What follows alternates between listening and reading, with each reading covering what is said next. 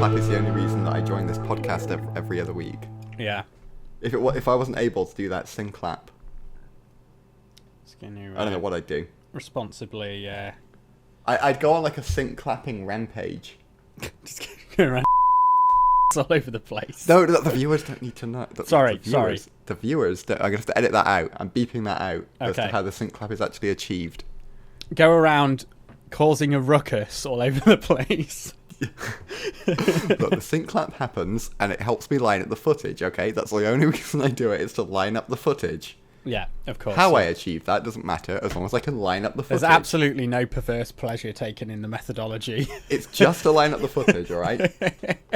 Tom Scott does it, everyone does it, all of the content creators do it. I don't recall, Marquez has included the sync clap in his videos a few times, but I don't recall it being quite the same experience as when I witnessed sync clap. We all have our different styles, okay? Methodology. Exactly, there's a science to it. Yeah, okay. Okay, What if you need to tell yourself to sleep at night? to sync the audio. Hello and welcome to the Scrambled Checksum podcast. I'm one of your hosts, Kieran, a guy who this week saw some photographs of Mark Zuckerberg wearing a suit with like a conch shell necklace, wakeboarding on Lake Tahoe, and I was like, Jesus Christ, that guy is cool now. And I'm now reevaluating whether I need to make some changes to my image. And I'm joined by my co-host Ethan. Ethan, have you seen this image of the Zuck? And are you also now thinking that you need to, like, he's raised the he used to be was safe because Zuckerberg was the nerdy looking guy, and now this, are you reevaluating your image? Yeah, now he looks like some guy out of like Don Brocco or something. He looks like he should be in like Point Break. Yeah, that has actually just reminded me of something that which could go on the topic stock, somewhat tangentially to one of our other topics. So I'll just add it next to it to remind us. But like, how do you feel about the Zuck being cool now? Because I feel like he used to be like the lizard guy, right? Everyone would clown on him because he was like a robot man. I'm not sure he is the cool guy, is he? Well, I don't know, I didn't think so either, but then I saw the video of him on this freaking wakeboard. Plus he's got all those gains from doing his judo or whatever it is. Yeah, but I mean, I could get a cool trim and get like a PR advisor to dress me and have some photos taken, and I still wouldn't be cool, would I? Well, I don't know, is he now cool? Because No. I think we'd look cool if we did that. There's a large crevasse in between being cool and looking cool. Yeah, but I would say. And probably one of the things that you need to drop into said crevasse is words like crevasse in order to reach the other side where you're actually cool. I don't know though, because I think he looked like a pretty cool guy. Like, he's got the gains, he's got the money. He didn't look as much like a robot. Does having money make you cool now? Well, no, but like he can pay for the stuff that makes him look cool. Yeah, but like I say, looking cool and being cool is completely... I don't know, man. I'm starting to reevaluate. I think he looks like a douche, and he always does. He's always looked like a douche, but now he looks like a douche in a slightly different way. I know what you mean. He's at the other end of the douche spectrum. Yeah, it is a spectrum. There's like he started off at one extreme and now he's at the other extreme. Yeah, but the necklace, I've got to say, the necklace did look very douchey, and the fact he was holding that can of beer while he was on the wakeboard, that. I haven't even seen this photo. Have you not? No. It was from the 4th of July, apparently. It was such a setup. He looks almost a little bit ridiculous, but it is kind of cool, in like a weird way. I need to see this now. I can't believe you haven't seen it. It is pretty like... Oh, there he is. Yeah, with an American flag as well.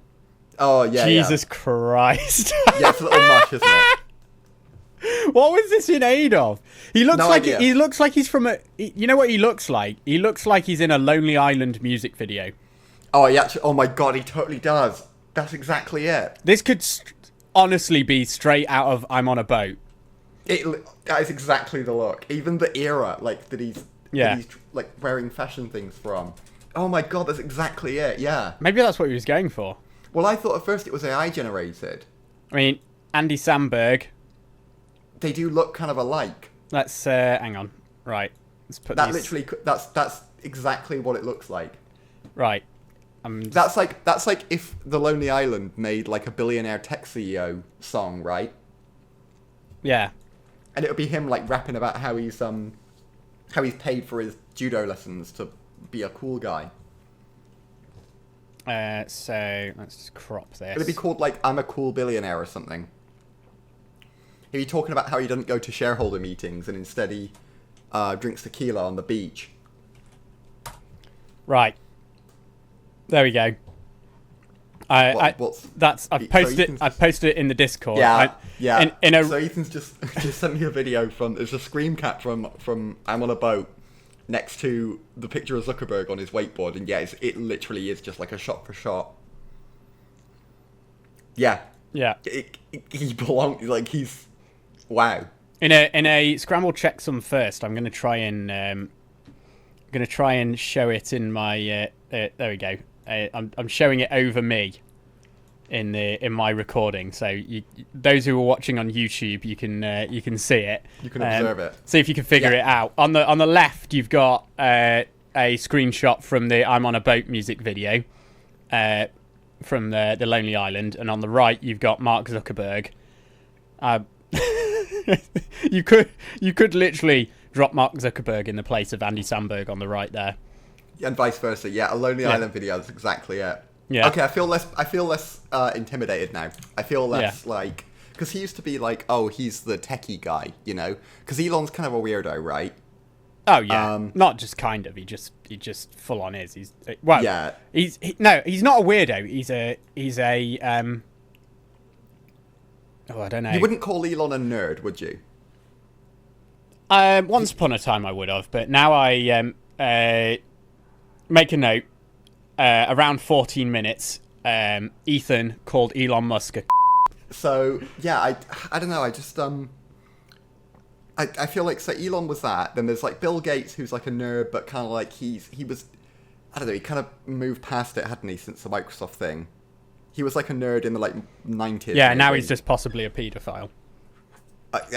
Allegedly. Allegedly. I did say possibly.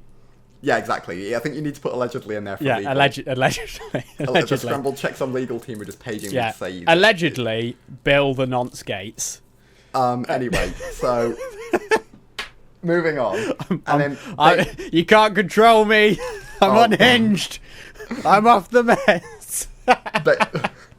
I'm not off the meds. Bezos. Somebody stop me. Anyone get the reference? Yeah, that's from The Mask, right? Yeah, it is, yeah. Yeah, Bezos is like a supervillain. Yeah. So then, yeah, like... I think Musk could be a supervillain. Well, they all could be, really. Yeah, James, he could be a James Bond villain, I feel like. Yeah, and then Sam Altman always seemed like a bit of a tech bro to me. I'm not sure. Sam Altman, I feel like, is playing the same game that Elon is playing. Just waiting to go off the rails. Yeah, I mean, I think he kind of was one of Elon's proteges at one point. Yeah, that makes sense in terms of like when Elon was involved. And then there's like, you know, there's like the non like, I don't know, they're not as in the public eye ones like Sundar. Sundar Pichai, current CEO of Google, for reference. And Satya from Satya Microsoft. Nadella, current CEO they just seem of like Microsoft, they just seem like CEO kind of professional business people that you can imagine them on LinkedIn. Yeah. Whereas like the Zuckerberg was always a bit more of a nerd, but now he's turned into Andy Samberg. Yeah, I mean Andy Samberg is pretty cool. I don't think he's fully. Yeah, but because when Andy Samberg did that, I don't know if Zuck's self-aware in that thing. Well, the thing is, Andy Samberg doing that on the boat, the entire point is that it's supposed to be ridiculous and out of touch. Yeah. And Zuck looks exactly like someone. Zuck looks like he's being unironically the same as someone who's unironically trying to make themselves look like a complete prick. Yeah, so, like he hasn't seen. He hasn't seen The Lonely Island. Yeah. Yeah, that makes sense. But anyway, speaking of rehabilitating their image, and things that are shit. I feel like, I feel like just Anyway, whatever. Ethan's got some stuff he wants to complain about this week. Thankfully, it'll get him off the topic that's going to get us, I don't know, shut down by various legal I'm going to call this Ethan's bug bounties. Although there's absolutely no reward for fixing them. Just please. There definitely will be no reward once Ethan gets sued into oblivion by several different tech billionaires. So, First off, this isn't really a bug so much as someone must have listened to our last podcast episode, even though it's not been released yet. At the time of recording this, come out yet.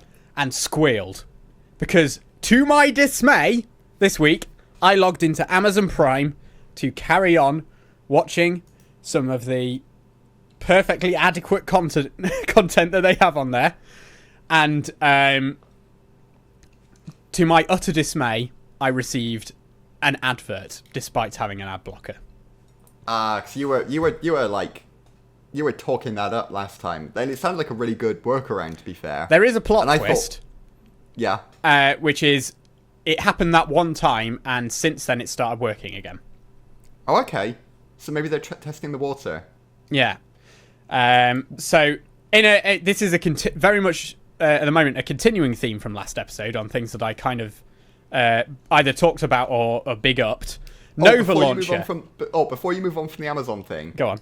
That just reminded me, I got a rather troubling, not a troubling email, but a rather disappointing email from Disney Plus that had reference to policy changes they're making, and they talked all about how if you use an ad blocker, you'll get kicked off the platform because it's a breach of TOS, and but they don't have adverts, though. They have an ad tier. Oh. It's like a cheaper one than the standard tier, but yeah, they do have an ad tier now. Well, there you go. So yeah, they are also cracking down on it, and they were like, oh, and we've updated our TOS around who can use your account, because you used to be able to have two people watching at once. I assume they're going to take that out at some point. So thanks, Disney. Appreciate that. Yeah, I think you can. I mean, Netflix have always had like multiple screens and stuff. You pay. It's an extra tier. Yeah, you pay extra from though. Disney, it was in the standard thing. They just never really care. But no, appreciate that, Disney. Thank you. Yeah. Well, I've not got to worry about that for another year because we're on an annual plan and it renewed a couple of months ago. So this is in the annual plan too for Disney. Yeah, but I mean, we've already got an annual plan with no ads. So paid for. Oh, okay, yeah. So you're on the no ads. You just have to worry about the account sharing. But that's fine. Cool. So Nova Launcher. I was bigging it up last week. Still very much enjoying it, but I have yet to find a solution for a problem that started after I bigged it up. Bigged it up. Somebody listened to you and they were like, let's screw him over and make it shittier. Search in the app drawer does not work. Because you're bigging it up because it was the one that let you take away Google. The search in the app drawer has stopped working.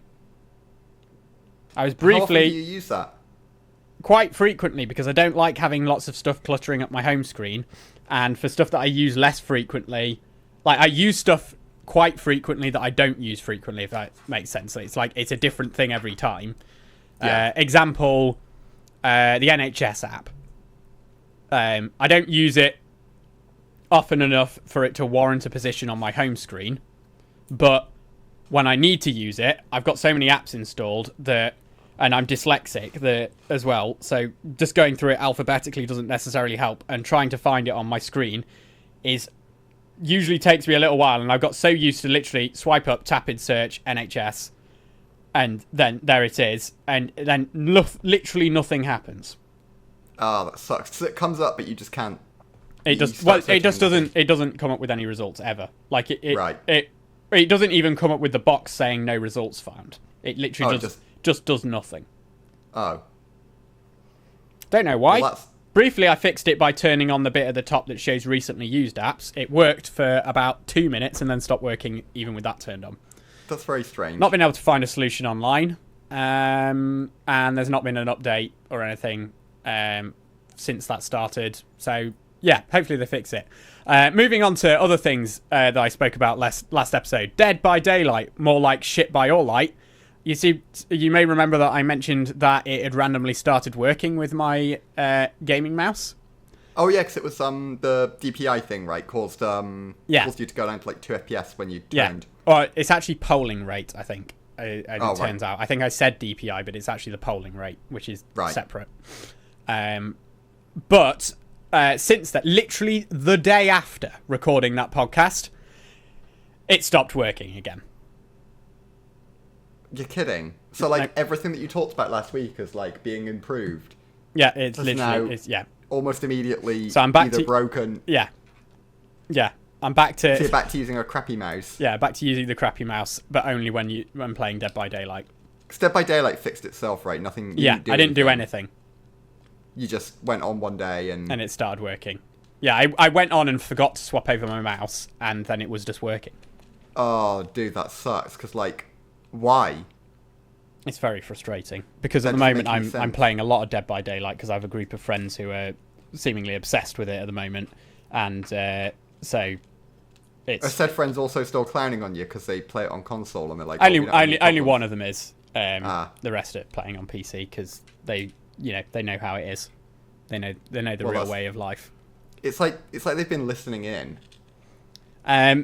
To our unreleased episode. I did go on Reddit and I posted a very detailed post about the issue in the Dead by Daylight forum to absolutely no response from the devs.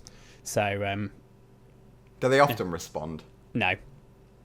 I mean, this exact thing has been an issue, as I highlighted before, for at least the last 3 or 4 years. Yeah. So I can't see it being fixed. Fixed. But I felt like posting it just to go, you know what, this is still an issue. It's never being fixed. Throw my 2 pennies in the ring, as it were. Yeah.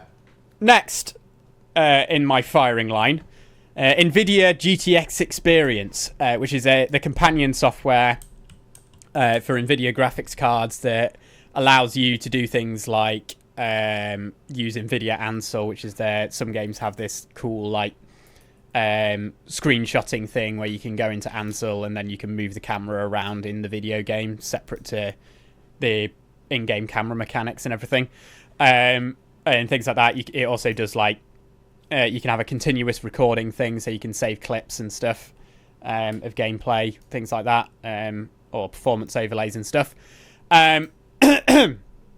Annoyingly, I had a great moment that I really wanted to clip playing Dead by Daylight the other day, and it just decided that the overlay wasn't going to be recording in this particular time for no apparent reason.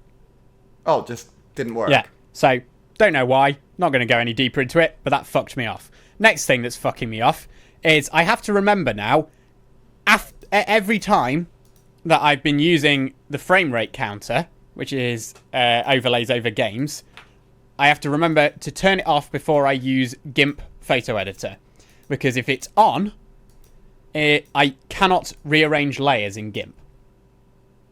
Oh, weird. On my main monitor. If I drag the window to another monitor, I can. That's very strange. Yeah, but it's not just me. I discovered that because I Googled it, and some other people were having a similar issue with some other program that gives an overlay or something. So it's probably a GIMP issue, that bit. But still... Oh, yeah, because if it's other things that do it... Is this the FPS overlay then from... Yeah, but the FPS overlay isn't showing when I'm using GIMP.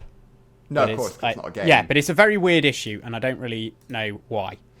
That's probably something to do with the way GIMP does all those weird... just like a million windows. Yeah, maybe. Yeah, anyway, it's a very weird one, because you can interact with everything else on that particular pane. Like, you can you can do the visible, invisible, you can add masks, you can add effects. The only thing you can't do is rearrange them. Weird. Yeah. So, yeah. That's a piss off. That's all I've got for this week. So if you're listening, what you need to start doing is start talking about software that you don't like. Right. Or start being like, oh, hey, I found this really cool workaround with my YouTube where actually I can get extra ads to play. It's really cool, guys. You should totally check it out. Hopefully Google don't patch it out, because I'd hate that. But yeah, really loving this new hack that I discovered, guys. Yeah, I love just getting bombarded with ads that 50% of which are a scam. Yeah, I love it as well. How like when you go to like read a news article on most websites, you think you're going to be able to read most of it, and then it pops up telling you to either disable an ad blocker or subscribe because it's now paywalled. I saw a new one today. Oh, was it one that said that if you don't accept all the cookies, you can't read it for free? Basically, it's basically like accept all cookies or pay subscription. Or pay. Yeah, I'm pretty sure that's illegal under like GDPR. Like, I'm pretty sure you can't like wall your content off without a cookie consent. But they did have one slight flaw. This banner appeared at the beginning of the page, didn't mention anything about consenting if you just didn't click anything, and you could scroll through the entire article without clicking anything on the banner. Oh, nice. So, jokes on them. I like it when you find one of them that you can just get rid of with like inspect elements or something. Yeah. But yeah, I'm pretty sure not that's that we not condone. allowed. No. Did you know that using the inspect elements tool is hacking? It is, isn't it? To be fair. Remember that when all those what are they called? Not national insurance numbers. What the social security numbers were leaked in that one county in the US somewhere because they were just stored in plain text within the web page's HTML. And someone used inspect elements and then stole a load of people's identity. And then someone with a straight face said that the inspect elements tool should be banned because browsers shouldn't have things that enable people to quote unquote hack websites built into them. Oh my god! Yeah, yeah. That was quite how to say I'm an ignorant fool without saying I'm an ignorant fool. Yeah. Yeah, would hate it if those all went away. If those pop-ups went away. The thing that's most face-palmy about that is I bet there was probably at least one person in that governor or whatever's staff who was probably saying to them, no, please don't go and say that to the press because that is actually stupid. Like this is actually like we actually are the ones that fucked up here. Please don't say that. And he was like, you gosh darn kids, you know nothing. I don't know. Government IT project. I don't know. Was there anyone saying don't say that? I don't know. I'd like to think the part of me, the voice in my head that likes to have at least a little faith in humanity, likes to think that at least one person probably said that's a bad idea. But I feel like the person that makes a fuck up like that, like that's not like, oh, we got exploited by like a really complex attack and like technically we could have done this better. That's like really bad. It is, yeah. There's like it's like you shouldn't be anywhere near people's social security numbers if you're making mistakes like that. It's almost as bad as, say, hypothetically, blue screening 8.5 million. Forcing people to use a Spotify account now for Anchor.fm. Yes. And still having no support for multi-factor authentication. So hypothetically, you could have a really popular podcast that's hosted on formerly Anchor FM, now Spotify for podcasters, that could be compromised by one person's personal Spotify account being easily accessed because they hypothetically had the same password as they have for everything else. And it's their personal email address for logging in. And yeah, there's absolutely no option for multi-factor authentication. You know what sucks? Not even text, which is a shit form of doing it, but at least it's something. I bet that that like if you run a podcast over a certain number, they'll enable it for you. Maybe. You know, like how on Facebook, if you're like a notable individual, apparently they contact you and make you put extra security things on your account. Yeah. Which I didn't realize until recently. I forget who it was that was talking about it and how they got contacted about it. But basically, yeah, if you're like, I don't know, because you know, if you imagine you're like, let's say a really notable figure, but say you don't know Mark Zuckerberg, Andy Samberg. Well, maybe not either of those two, because they probably know to set a good password. But if you're like, I'm trying to think of someone uncontroversially distant. If you're David Attenborough, Donald Trump, beloved national treasure David Attenborough. I'm going to assume he doesn't know too much about computers and he might not use the strongest password. No. So, like, if you're David Attenborough and you're just setting your Facebook account password to, like, Blue Planet 2, then, like, you don't want David Attenborough's Facebook getting hacked because he's set a bad password because he doesn't know, like, he doesn't set a very strong password. So apparently if you're a notable individual, they'll contact you and say, hey, you need to put extra security things on your account. I don't know what they're involved. If David Attenborough's grandkids are not making sure he stays safe online, then we'll be his grandkids. Then I want to track them down and discipline them, because you protect him. How could you? Your grandfather is a national treasure, and you treat him like dirt. Dirt, I say. If you don't constantly make sure that his Windows or Mac machine is up to date with the latest security patches. Yeah. And if you don't make sure that David Attenborough is running Fedora. If you don't have David Attenborough's computer on Arch Linux. Yeah. And tell everyone that he uses Arch, by the way. Then we'll take your place. Yeah.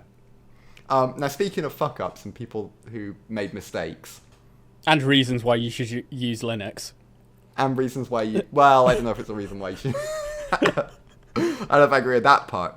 I mean, some people have been saying that. A lot of people have been saying that. Yeah, I think it's... I don't really see how it would fix the issue either, but, let's just say it anyway. It's kind of similar to the people that say, like, oh, if you use Linux, you won't get viruses.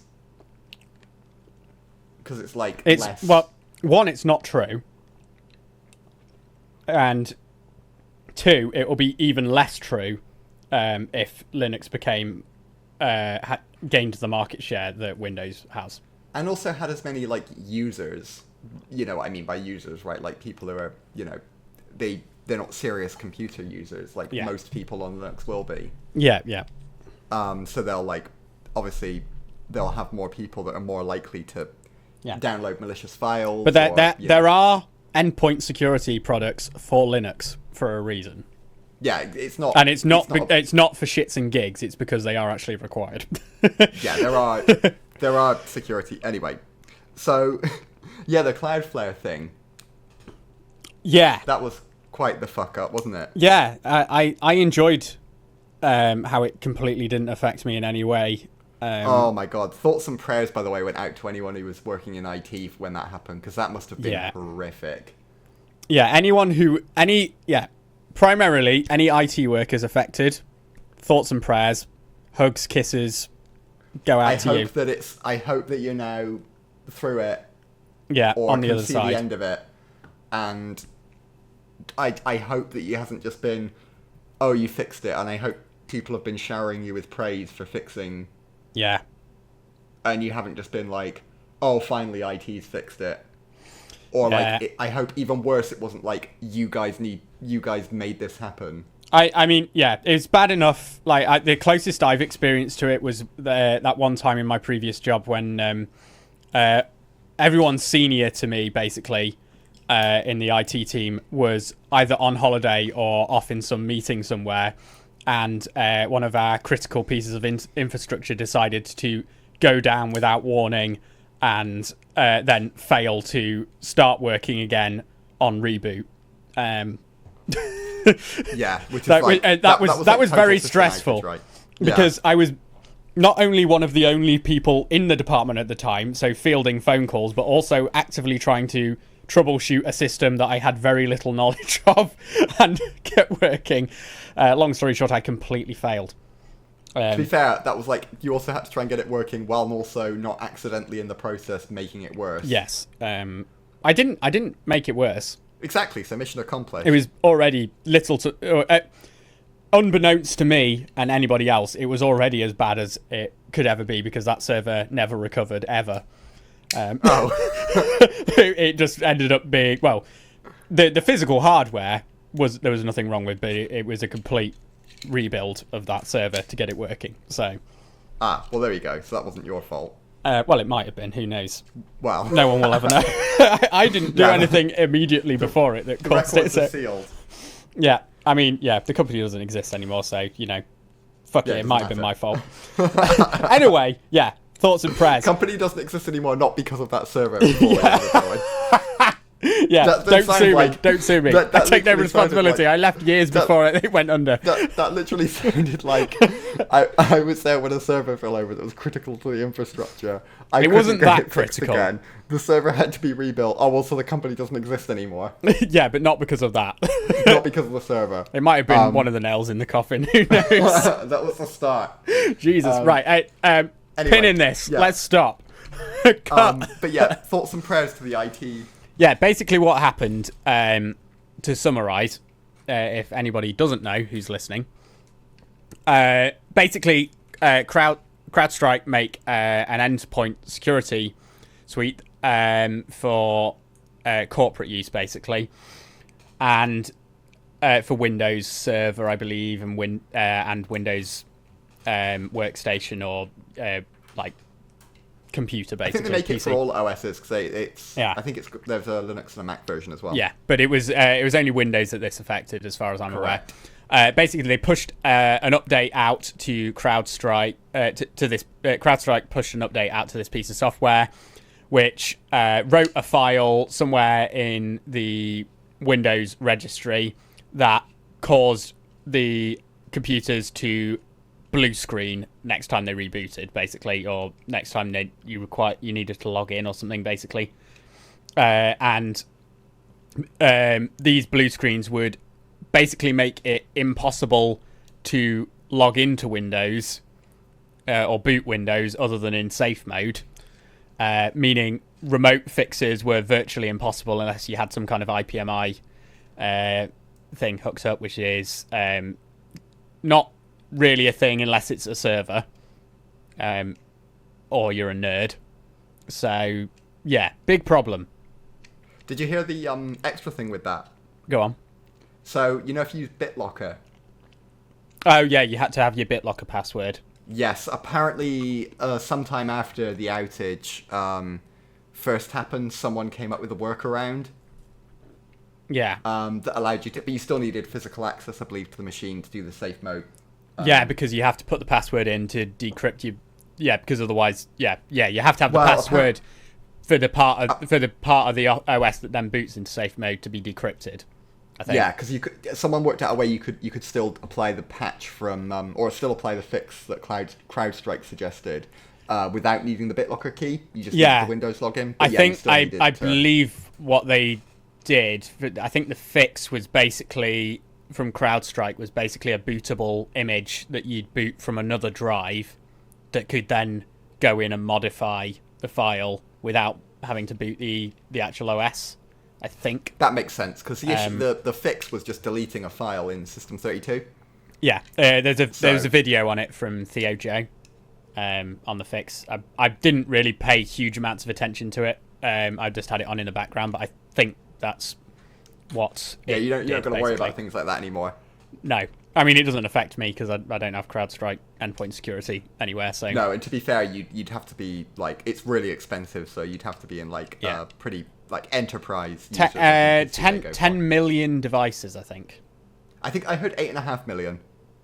Okay, near enough though. A lot, at that point, basically. A big fuck up. And a large number of them being servers or like EPOS things or a lot of airport terminals. Disruption. Yeah. To be fair, I think to me, I think the whole like you should have used Linux argument is quite a valid one to a degree because I think what it brought home to me is there is a lot more people in the world running Windows Server than I thought. Yeah, the servers was a real surprise for me. Yeah, I mean, because you feel for the because you can't. It's not really practical. It was for, a surprise, desktops. But not a shock. Yeah, I think it brings home to me like how much of a hold Microsoft have over just over the world. Like enterprise especially. Yeah, how many enterprise customers are running Windows Server because basically it's most IT professionals or at the beginning of their career at the very least or will only be familiar with Windows, so they probably go for Windows Server not because it's the best solution but because it's the solution that's like the path of least resistance.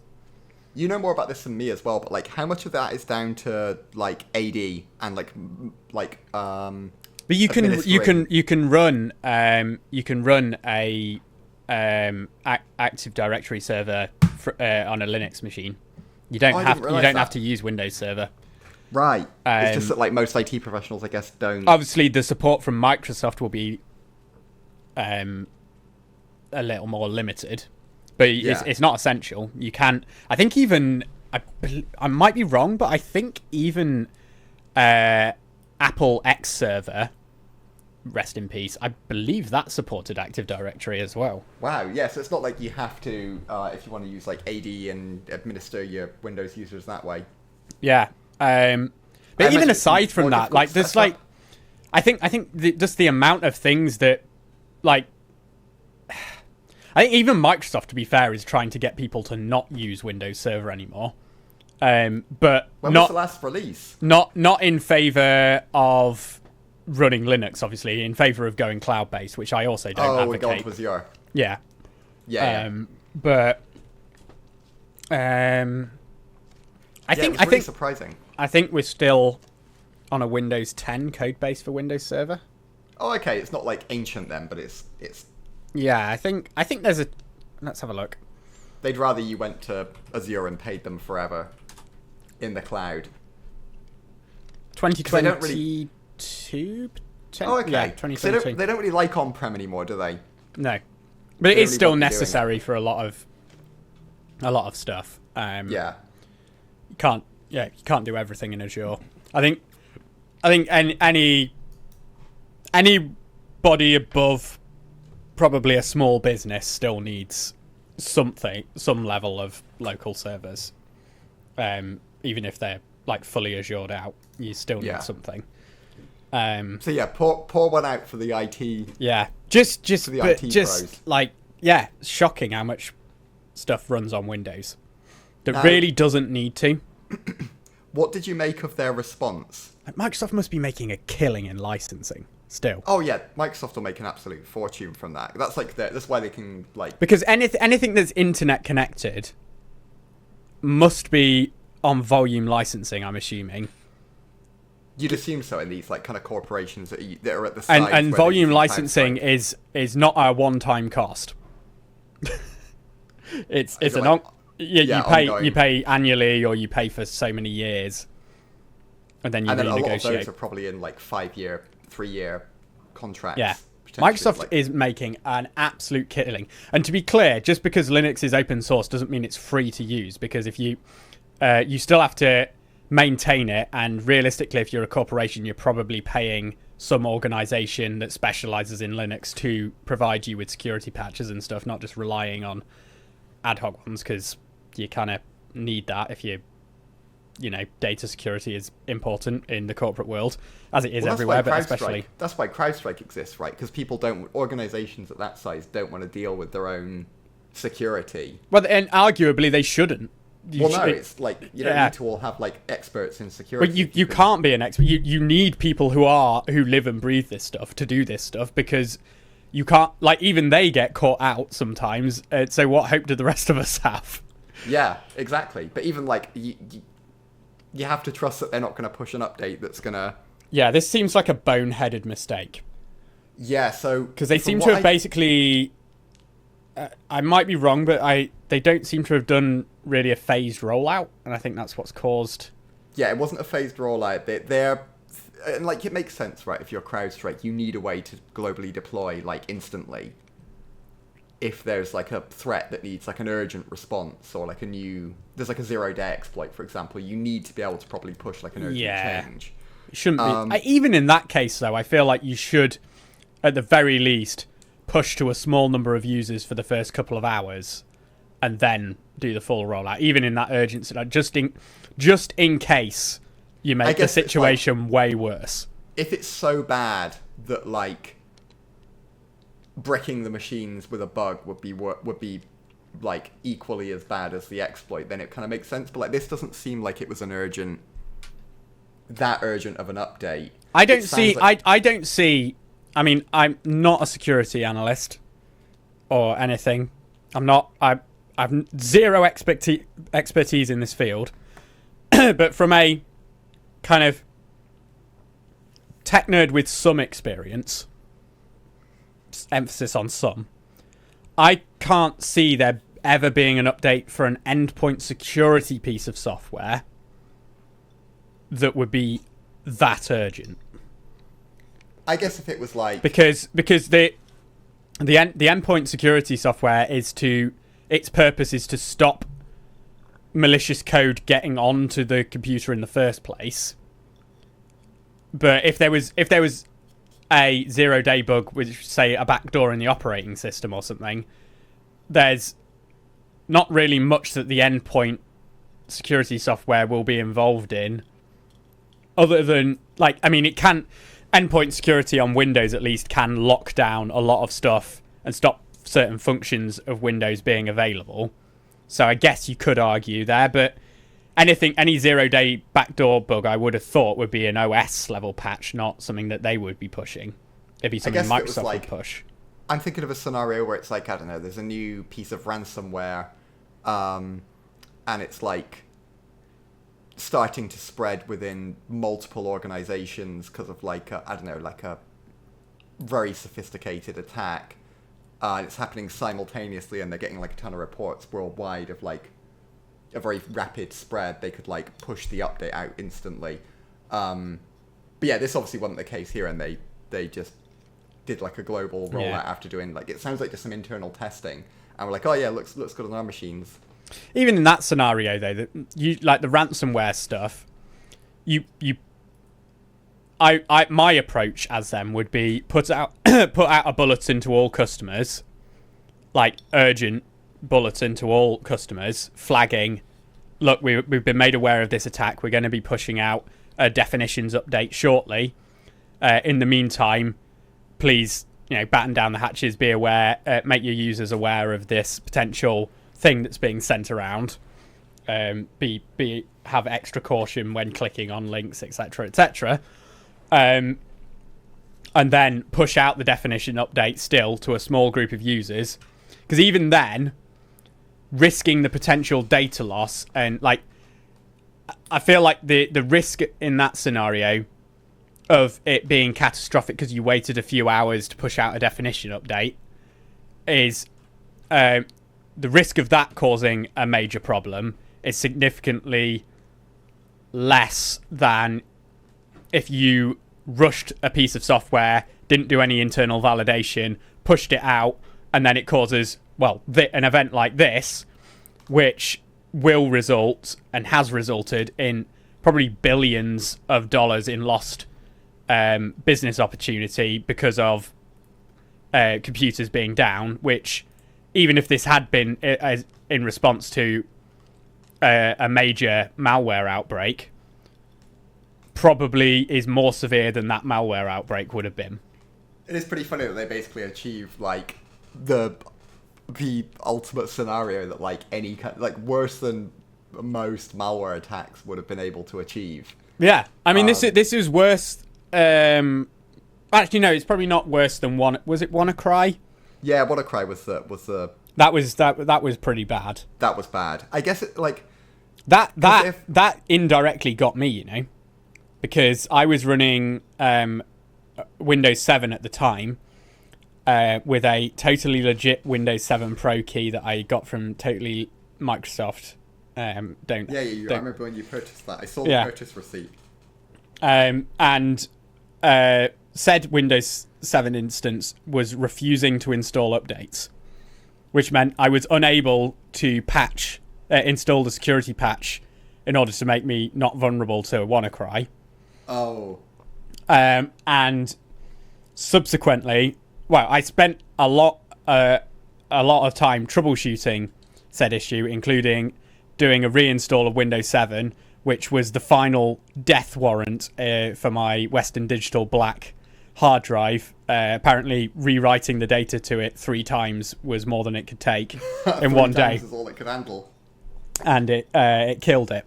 I mean, it probably had a defect in it for it to... that shouldn't have killed it, but I basically probably collectively... It was a 1 terabyte drive, and I probably wrote about 1.5 terabytes to it in about 8 hours. And it died. So it claimed that drive, and I did lose some data with that. There you go. So RIP Ethan's data from that attack. Yeah. But I never actually got infected. But I did have to migrate to Windows 10. Oh, well, to be fair, Windows 10 that was one of the good ones. At the time, at the time, I was like, I'm Windows 7 or die. Well, yeah, but maybe someday I'll change my feelings towards Windows 11 as well. I don't think you will. I probably not. I don't like Windows 11. I probably won't in that case. I like the aesthetic, and that's it. Yeah, everything else about it is a step backwards from Windows 10. Tab, Notepad, everything else. Everything that was bad about Windows 10 is even worse in Windows 11. Don't say that, because it's never going to come. Anyway, you've got about a year of Windows 10 security patches before you have to go to Windows 11. Maybe I'll get it. I'm holding out hope they'll extend it. I don't think they will. It's been 10 years. Yeah, but maybe they'll see those usage statistics and they'll think, yeah, let's give them another year. Not going to happen. Come on, Microsoft. Especially with the whole services thing and the AI PC thing being the push. Come on, Microsoft. They're going to ditch it. I'm calling it. Then they won't. One more year. They won't. 2026. Come on. They won't. They literally have given us like 2.5 years notice. There's no way. Get one more year. That's all I ask. Anyway, with the CrowdStrike thing, what do you think of their response? So the only response I've heard about, I know obviously they released a PowerShell script, I think, for solving the issue to make it a bit easier for people. So they didn't have to find the Windows drive and stuff. Yeah. The original post was like, used quite technical terminology for a user. It was like, go to like... Yeah, but realistically, users weren't fixing this themselves. Users wouldn't have been booting into mode. No. I wouldn't fucking trust a user to do that, even if they were fairly savvy. Talk them through. I wouldn't want to even if they were an experienced user. I want eyes on, so I know exactly what's happened to the system. If something funny happens down the line, I want to know that it wasn't something that they did wrong, which I couldn't see because I wasn't even able to remote into the system because it was in safe mode. Yeah. But yeah, what do you make of the response? The only response other than that I've heard about is that they gave out they've given out $10 coffee vouchers to all their clients. Oh, so yeah, I was hoping you'd heard about the Uber Eats vouchers. Yeah, I only heard about that literally like 10 minutes before coming on recording here. I was watching the Friday checkout from Martin thingy. Recommend, by the way. Nice. So I think it wasn't even as generous as because it sounded at first like it was every Cloudflare user. I think it's just every CrowdStrike user. Yeah. But it wasn't. It was only people who had helped CrowdStrike with resolving the outage. So I think it was only certain partners. Yeah. And they were like, "Oh yeah, here's a $10 Uber Eats thing." I don't think that'd even get you one Uber Eats order. That's the thing. I saw the best comment I saw was someone that said, "It's the perfect amount because it's just enough where you'll always have to put some of your own money in there to get anything." Yeah. When you factor in the platform fees and stuff, it was basically just an Uber Eats ad. Yeah. And the best part was that the wording around it was so cringe. It was like, "Oh, we really love our tech partners, and we'd love it if you could get a coffee or what was it, like a coffee or a pizza on us." But unfortunately, our PR budget doesn't extend that far. So here's a couple of crumbs. Can you imagine how angry you would be if you'd have just spent I think it was 2 or 3 days after. So you've just spent 2 or 3 days struggling to resolve this, and then you get that email from CrowdStrike saying, it's like the most marketing. I'm gonna just mute my microphone on the recording a second. Is that because you need to scream? No, I'm going to say something. Can you imagine? Yes. Apoplectic with rage. Yes. Yeah. Just a former colleague of mine in Kieran, his reaction to that would... Yes. Absolutely. Just I actually would pay to see that. I would actually pay. Because that would be I'm smiling thinking about it. That probably sounds like I'm a bad person, but oh my god. Just he was just one of the angriest people you'll ever meet. Not in a nasty way. I got on with him all right. Just his anger threshold was so low. I would agree. So I really liked him, but I would say that this is just a sort of incident that would push him over the edge, into full on rage. That one person. Oh man, thinking about this is making me so happy. I don't know if you, the listeners, know someone in your job where, like, you know, they'll get an email and their reaction will just be like the first, no matter what the email is, if it's asking them to do something, their first reaction will just be anger and frustration. Yeah, and the whole office will know about it. And then they'll just seethe. Yeah. All day. And that's over like an email. So if you imagine that person who gets like an email that says, "Hey, can you please do this for me?" Let alone a phone call. Yeah, just an email. Or like that says, "Oh, hey, I'm not quite sure what you meant by that last one. Can you help me with this?" And for fuck's sake! That makes them angry. Fucking users. God, I have to do everything. God, like they think we've got nothing else to do. Oh, like I'm just not in the middle of something right here. I could just drop everything and just help you with your question. Yeah, like I'm supposed to just fucking stop everything and just go over it. God, it's like that kind of person. Yeah. Can you imagine what this situation would do to them? Yeah. Like it would end them. I genuinely think they're like some I think a nervous breakdown. I think destruction of physical goods. There will be destruction of physical property. Yeah. Yeah. And then you imagine they've been dealing with that for like 2 or 3 days. They're tired, even more irritable, and then they get an email from the company that caused them this anger. Yeah. And it says, "Here's a $10 Uber Eats voucher for a coffee." Jesus. With like a cheery like, "Hey, it didn't even say we're sorry. I don't think." It was just like, "Hey, thanks." Too bad we fucked up and caused you a load of extra work. Oh well. P.S. Here's the funniest part. I don't know if it got covered in the video you saw, but apparently the code that they sent out was the same for all the partners, so it leaked. And then Uber shut it down from like spam. So there was a chance that you got the email, you tried to redeem it, and it said the code didn't work. It's like, because someone leaked it to like one of these voucher or deal sites. Oh no!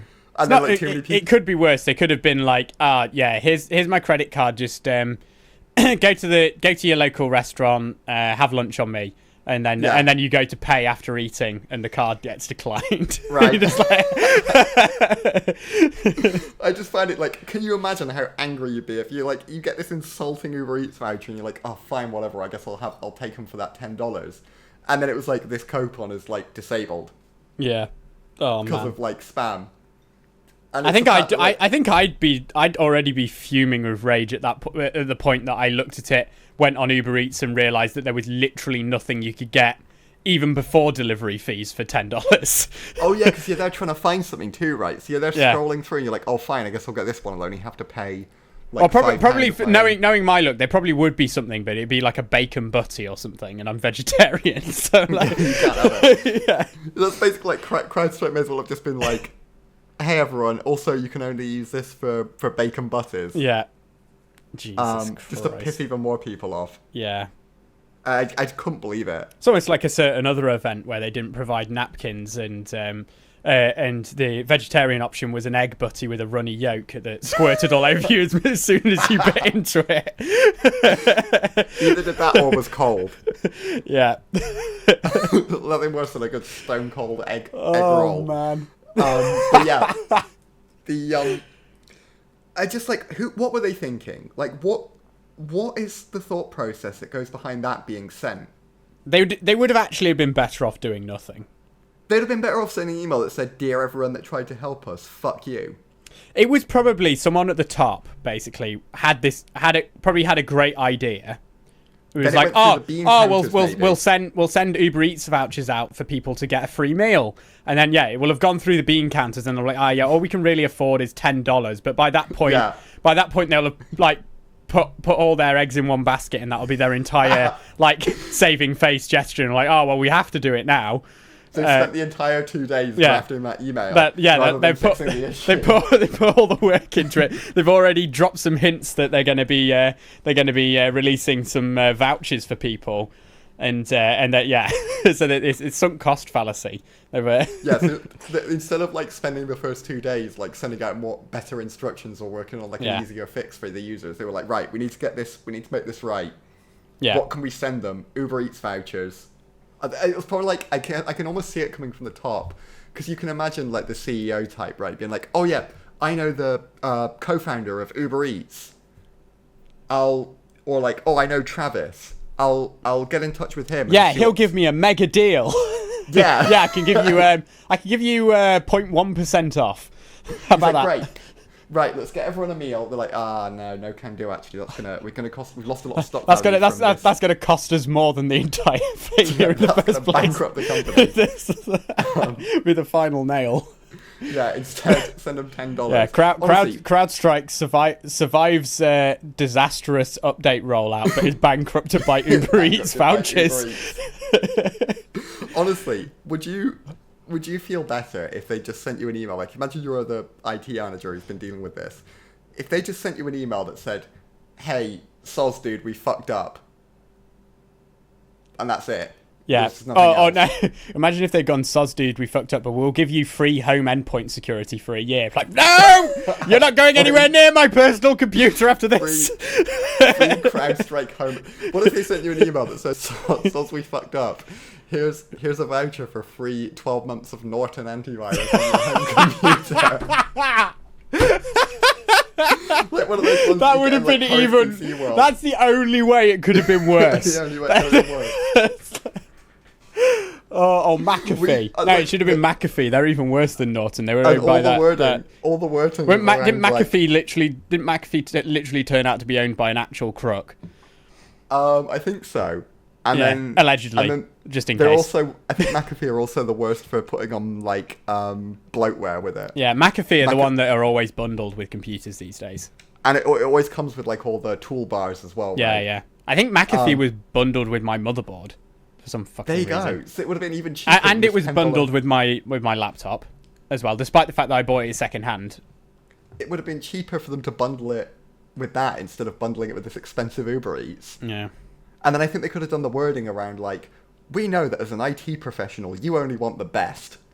That's why we want to help you secure your home computer. And we want to prevent any attacks like this happening ever again. Please find enclosed your 12-month voucher for free McAfee. Yeah. Plus, it also comes with the McAfee browser toolbar for even more security. Yeah, and TunnelBear. Yep. I forgot about TunnelBear. Yeah, they were pretty good before they were bought by who was it who bought them? I think it might have been Norton or McAfee. It was one of them. One of the kind of big endpoint security for home users companies bought them, I think. Oh, you could give them all of that. I'm trying to think what else you bundle with it to make it even more infuriating. Google VPN. Yeah. Yeah. Give Google all your data instead of just most of it. Yeah, let them have even more control over the internet. What else would they bundle with it? I'm trying to think of all the bad paid software. Maybe an unreleased search engine. Now that would be an interesting segue to our next topic for your browser to get us out of this loop. Yes. This is going to be a very quick topic, but I was going to say GPT, but that's not the name of the company. OpenAI, or not so OpenAI, closed AI, as I like to call them. AI. Totally not for profit, but will make Except as much for the money. Bits that are for profit. Yeah, we'll totally destroy the world for cash, and AI have released a public, a semi-public beta for a search engine, basically. You have to join a waitlist. I'm on the waitlist as of about an hour ago at the time of recording. And it seems to be kind of... looks like it's kind of just the same as Bing AI chat. In that it gives you kind of a summary, but also gives you links, as far as I can tell from the very limited video that's been released of it. You wonder what the point of it is, because Bing's powered off of ChatGPT anyway, right? Well, I think there have been rumours that potentially the relationship between Microsoft and OpenAI may have soured somewhat, partially because of OpenAI wanting to launch a search engine and there being some crossover. Also, OpenAI is now working with Apple. Yeah, and Google, right? Yeah. So, yeah, I think Microsoft going forward might not be quite as keen to pour funds into OpenAI. Yeah, perhaps not, but they've already poured a lot of funds in there. Yeah. Plus, I thought that Sam Altman really liked yeah, I guess it might yet turn out to be the worst business decision since, say, Microsoft rescued Nokia. Oh yeah. God, that was horrific. That went really well. Yeah. Even more billions lost. Oh god, I'm still salty. They might have to bring back that. Steve Ballmer. Yeah, I'm still salty about that. Yeah, that was a disaster. They basically bought a dying company and then signed its death note. Yeah, they brought a dying company and then but they didn't buy it for cheap. Yeah, but they could have made a success of it as well. That's a frustrating thing. If someone else had bought it, it would have survived. But instead, they drove it into the ground and then sold the brand to GMD Global, who were at the time decidedly a China-only company. And they might not have been called GMD Global at the point, who used the brand to gain a very, very small amount of notoriety, and are now slowly killing it by just now releasing smartphones under the GMD Global brand instead. Yeah, they've just completely ruined it. So maybe they'll run OpenAI into the ground. Yeah, but on the other side of the AI fence, a company that you'd not expect to be the hero and may or may not have recently posed on a surfboard with an American flag looking like Andy Samberg, they have open sourced all their AI. Meta. Yeah, Llama, right? Yeah, but not just Llama, a load of other stuff, I think, as well. And cool. they've basically the Zuckers come out and basically wearing a I can't speak today. Similarly, what word am I looking for? Similarly, outrageous outfit. I think he's wearing a turtleneck and a chain, which is another. That's actually another song by the Lonely Island. It genuinely is. There's a song, turtleneck and chain, turtleneck and chain, oh turtleneck and chain, sipping on a nice beer. Yeah, look it up. Anyway, it's bigging up basically the merits of open source and basically saying it's the way forward for Meta. Although I don't think he's yet explained how it's going to make them any money. But I actually respect that more than I respect OpenAI and Microsoft's approach at this point, which shocks me to say. It's weird how they went from like an absolute joke with the whole Meta thing, and everyone just clowning on them and being like, oh, they're going to run the company into the ground with this absolute crap, to like... Well, to be fair, they have just cut a massive amount of funds to the whole VR AR thing, and it is still operating at a massive loss. And also, Ray-Ban have told them that in no uncertain terms will they partner with them again for another AR headset because the next generation technology is way too bulky to look good with the Ray-Ban. Well, they made the Ray-Bans. They knew what the tech was like when they made it, right? I think that's their own problem. No. They're going to carry on doing the ones that they're doing now, but they're not going to do a second generation because that product's dead. Then. It will be too indignified. Yeah. Yes. Basically. So yeah, other than the Meta stuff, it's funny how like Meta have now kind of become a pretty credible player in like open source, right? Yeah. Like I would say, like I don't want to say maybe more so than because when Google do open source, people are always and I don't know if it's the same with Meta. So when Google do open source, people get a bit worried. I feel like I do worry that Meta will be... I don't trust Meta. I don't believe that their motives are pure. Well, because they never are they? With no, kind of huge and I feel like Google, for example, one of their biggest open source projects is obviously Android. And I think that probably their reason for still keeping that open source is probably, I'm not a lawyer, but either something to do with the agreement when they bought it, or because they can plausibly say, look, we're not a monopoly because we're still maintaining this OS that we bought for anyone to use for free. Yeah, exactly. It's like Chromium, isn't it? It's like they buy it, yeah, and then now every browser on Earth is running on it. Yeah, but they've just slowly made it so more and more like with each generation, it seems like I think Android, more and more of the new features on Android are Google proprietary apps and services that run on top of Android. So technically Android is open source, but all the stuff that people think of as Android is actually closed source Google stuff. And all the new stuff, it's Google proprietary, so anyone that wants to use something similar has to build their own version of it, like Samsung do. Sign up to basically everyone who is allowed to. They just sign up to have Google Play services, and that's exactly same result. But monopolistic bullshit world. But they seem to be going in the right direction with some of this stuff. Oh yeah. Just in terms of like Meta, that is not Google.